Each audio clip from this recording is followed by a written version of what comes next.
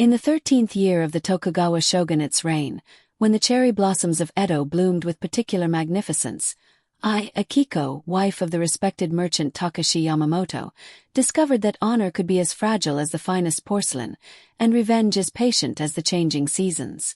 The morning air carried the scent of incense from nearby temples as I prepared for what I believed would be an ordinary tea ceremony. Our wooden machiya, nestled in the prosperous Nyanbashi district, had been my sanctuary for 7 years of marriage. The tatami mats bore the gentle impressions of countless formal gatherings, and the sliding shoji screens filtered sunlight into patterns that danced across the room like whispered secrets. I had risen before dawn, as was my custom, to prepare the implements for the tea ceremony with the reverence my mother had taught me in the mountains of Shinano province. Each movement was deliberate: the cleaning of the iron kettle, the arrangement of the bamboo whisk, the careful selection of matcha powder that had traveled from the finest tea gardens of Uji. These rituals had become the rhythm of my existence, the thread that wove meaning into the fabric of my days as a merchant's wife. The Yamamoto family had prospered under the Tokugawa peace. My husband Takashi dealt in silk and precious metals, his influence extending through the guilds that controlled trade along the Takeda Road. Our home frequently hosted gatherings of influential merchants, minor samurai, and occasionally, officials from the shogunate administration. I had learned to move through these social currents with the grace expected of a woman of my station, present but invisible, serving but never speaking unless spoken to.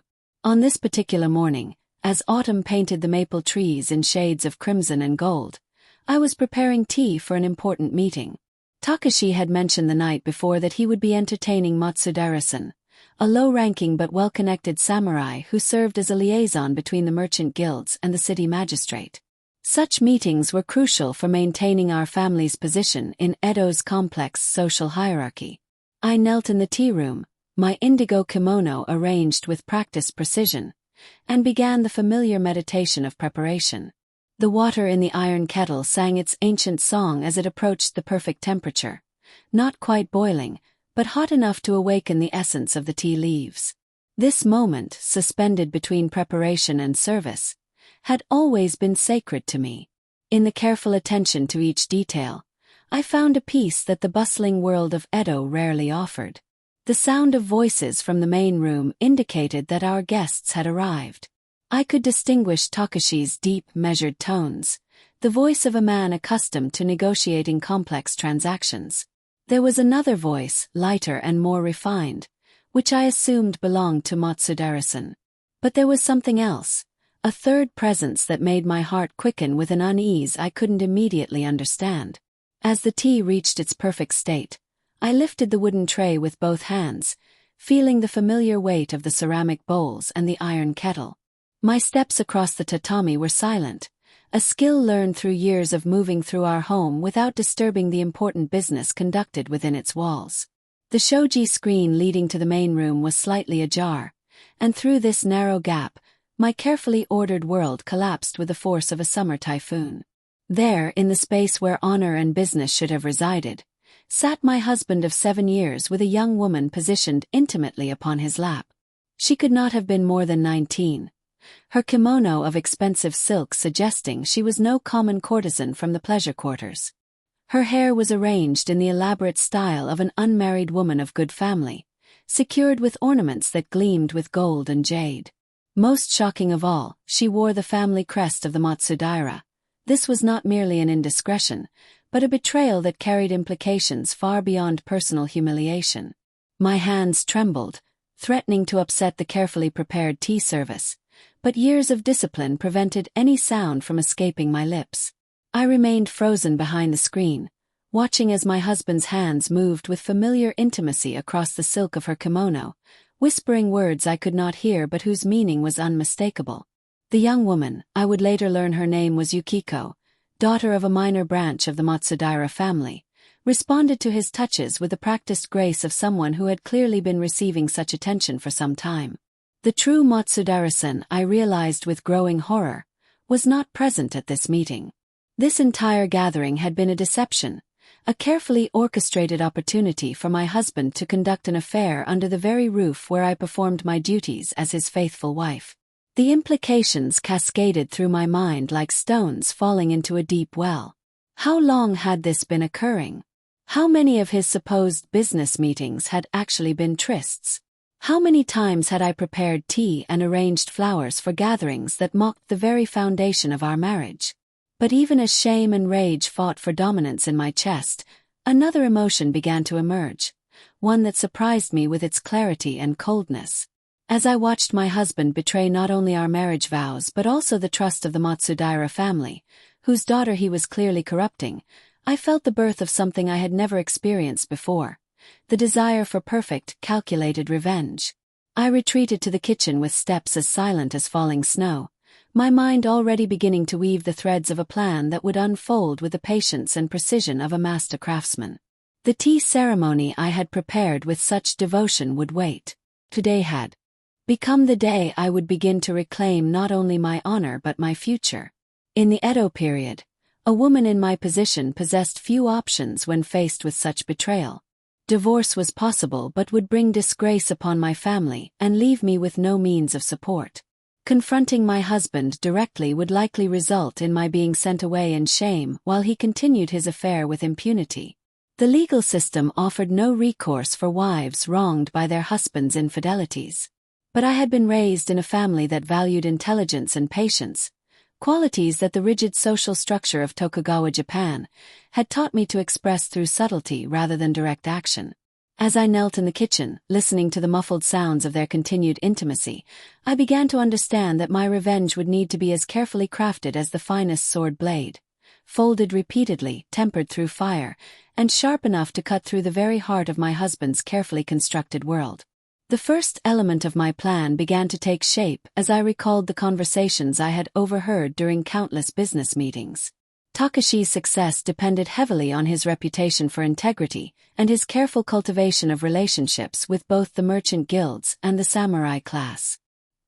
His affair with Matsudaira Yukiko represented not merely a personal betrayal but a dangerous transgression that could destroy these crucial alliances if revealed improperly or leveraged carefully. I spent the following weeks observing with new eyes, cataloging details I had previously dismissed as unimportant. I learned that Yukiko visited our home every third day, always when I was supposedly away attending to household duties or visiting the temple.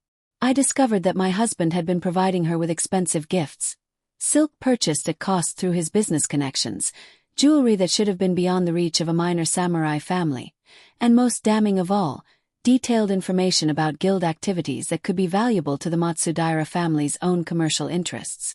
This last revelation transformed my understanding of the affair entirely. What I had initially seen as a simple matter of lust and betrayal was actually a complex web of political and economic corruption. My husband was not merely being unfaithful. He was potentially compromising the very guild system that regulated trade in Edo. The Matsudaira family, through their daughter's relationship with Takashi, was gaining access to information that could give them unfair advantages in business dealings, information that belonged to the collective membership of the guilds. Armed with this knowledge, I began to craft my revenge with the precision of a master tea ceremony artist.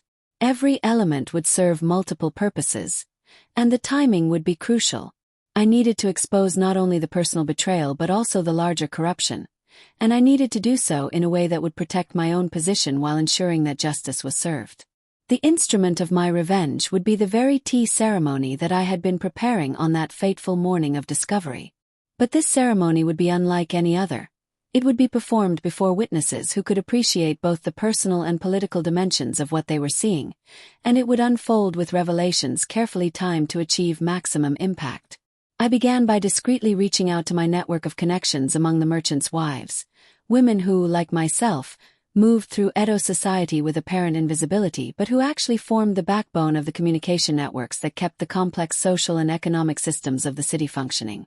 Through careful conversation and subtle inquiry, I learned which guild members had become suspicious of Takashi's recent successes, which samurai families were growing concerned about the Matsudaira family's unexpected business insights, and most importantly, which officials in the city magistrate's office were beginning to investigate irregularities in guild transactions. The perfect opportunity presented itself 2 months after my discovery, during the celebration of the Autumn Moon Festival. Takashi announced that he would be hosting a special tea ceremony to honor several important guests, including senior members of the Silk Guild, representatives from 2 other merchant families, and, most significantly, a direct retainer of the Matsudaira family head, a stern samurai named Ishida-san who was known for his rigid adherence to both protocol and justice. I volunteered to prepare and serve the tea for this gathering, a suggestion that my husband accepted without suspicion. After all, I had been performing such duties flawlessly for 7 years. He had no reason to imagine that his faithful wife had transformed into an agent of carefully planned retribution. On the evening of the ceremony, as the full moon cast silver light through the screens of our home, I prepared the tea service with more attention to detail than I had ever applied to any task in my life. But this time, my preparations included elements that Takashi could not have anticipated. Hidden among the traditional implements were several items that would serve as evidence when the moment for revelation arrived. Samples of silk that Takashi had given to Yukiko, silk that bore the distinctive markers of guild inventory. Copies of letters that detailed confidential guild business, letters that I had found hidden in Takashi's private study, and most damning of all, a detailed record I had compiled of Yukiko's visits to our home, cross-referenced with dates of important guild meetings and subsequent Matsudaira family business successes. As the guests arrived and took their places in the main room, I could feel the weight of destiny settling around me like a ceremonial cloak. Tonight, the careful patience of months would finally bear fruit. Tonight the tea ceremony would serve justice along with refreshment. I entered the room carrying the tea service, my movements embodying the perfect composure that years of practice had ingrained in my very bones. The assembled guests, 6 men whose influence extended throughout Edo's commercial and political networks, barely acknowledged my presence. I was simply the merchant's wife, a functionary whose role was to serve and withdraw. They could not have imagined that the woman kneeling gracefully before them held their reputations, and in some cases their futures, in her carefully controlled hands. As I began the ceremonial preparation of the tea, grinding the matcha powder with deliberate, meditative motions, I listened to the conversation flowing around me. The men discussed recent changes in trade regulations, speculated about new opportunities in the silk market, and exchanged the kind of carefully neutral observations that characterized business discussions in a society where every word might be reported to higher authorities. But I was waiting for a specific moment, a particular turn in the conversation that would provide the perfect opening for my revelation. That moment came when Ishida-san, the Matsudaira retainer, mentioned his family's recent successes in anticipating market trends, a comment that drew approving nods from the guild representatives. It was then, as I poured the first bowl of tea with hands steady as temple stones, that I spoke the words that would change everything. "Honored guests," I said, my voice carrying the quiet authority of a woman who had found her moment of truth. "Before you drink, there is something you must know about how such remarkable insights into guild business have been obtained." The silence that followed was profound, like the moment between lightning and thunder. Every eye in the room turned to me, and I could see in their faces the shock of a servant stepping so far beyond the boundaries of acceptable behavior. But I had moved beyond fear, beyond the constraints of social position. I was an instrument of justice, and justice would not be silenced. I reached beneath the tea tray and withdrew the first piece of evidence, a length of silk that gleamed in the lamplight like captured moonbeams. "This silk," I continued, my voice never wavering, "was given as a gift to Matsudaira Yukiko by my husband. You will recognize the weave pattern and, more importantly, the guild marking that identifies it as inventory that should have been sold only through proper channels." The intake of breath from the guild representatives was audible. Ishida-san's hand moved instinctively to his sword hilt, his face darkening with the promise of violence. But I was not finished. "You will also be interested to know," I continued, producing the copied letters, "that this gift was accompanied by detailed information about guild pricing strategies, information that enabled the Matsudaira family to make highly profitable purchases just before prices rose." Information that could only have come from someone with access to confidential guild deliberations. The explosion of voices that followed was like a dam bursting. Accusations flew across the room like arrows, with guild members demanding explanations and Ishida-san's voice cutting through the chaos with questions that left no doubt about the seriousness of the betrayal. Through it all, my husband sat in stunned silence, his face cycling through expressions of shock, denial, and finally, the recognition that his carefully constructed world was collapsing around him. But even this was not the culmination of my revenge. The final element was yet to come. As the accusations reached their peak, I rose with perfect composure and walked to the shoji screen that led to the inner chambers of our home. With a single fluid motion, I slid the screen aside, revealing the sight that would complete my husband's destruction. Yukiko herself, dressed in an elaborate kimono that had clearly been purchased with guild money, sitting in our private rooms where she had obviously been waiting for the meeting to conclude so that she and Takashi could continue their affair. The silence that followed this revelation was absolute. Here was proof not only of the corruption but of its ongoing nature, evidence that could not be denied or explained away. Yukiko's presence in our home during a formal business meeting, wearing clothes that no minor samurai daughter could afford, made it clear to everyone present that this was not a momentary indiscretion but a systematic betrayal of trust. Ishida-san was the first to recover his voice, and when he spoke, it was with the cold fury of a samurai whose family honor had been compromised. "Yamamoto-sen," he said, his words cutting through the air like a blade. "You will explain how your business practices have come to involve the corruption of a daughter of the Matsudaira family." What followed was a confrontation that would become legend in the merchant quarters of Edo. The guild representatives demanded immediate expulsion and the forfeiture of all trading privileges. Ishida-san spoke of family honor and the necessity of seppuku to restore what had been lost. And through it all, I knelt in perfect seiza position, the tea service arranged before me as if nothing unusual had occurred, watching as the man who had betrayed me faced the consequences of his actions. The resolution of that night extended far beyond personal satisfaction. Takashi lost his membership in the Silk Guild and was banned from trading in Edo. The shame of his exposure led him to take vows as a Buddhist monk, retiring to a remote monastery where he would spend the remainder of his life in contemplation of his failures. Yukiko was sent to a convent, her marriage prospects destroyed by the scandal, her family's political influence permanently damaged. As for myself, I was granted an honorable divorce with a settlement that provided security for the rest of my life. More importantly, I had demonstrated that even in a society that sought to render women powerless, intelligence and patience could still achieve justice. But perhaps the most significant outcome was the change in guild practices that followed the scandal. New protocols were established to prevent the sharing of confidential information, and regular inspections were instituted to ensure that inventory was properly managed. The corruption that my husband had participated in was part of a larger pattern that my revelation helped to expose and correct. As I established my new life in a small but comfortable home near Sensoji Temple, I often reflected on the events that had transformed me from a betrayed wife into an agent of justice. The tea ceremony that I had intended as an act of service had become an instrument of revelation, proof that the most traditional aspects of our culture could be wielded with devastating effectiveness when guided by righteous purpose. In the years that followed, I became known among the merchant families as a woman of wisdom and discretion, someone who could be trusted with sensitive information and who possessed the judgment to know when silence served justice and when revelation was required.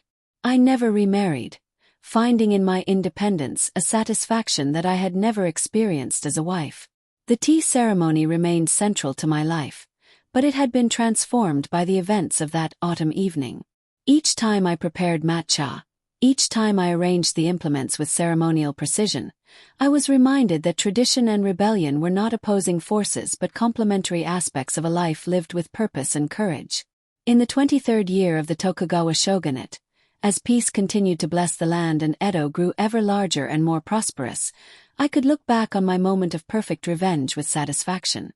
I had served justice as faithfully as I had once served tea, and in doing so, I had discovered that honor, once truly lost, could be reclaimed by those brave enough to seize the moment when truth and opportunity converged.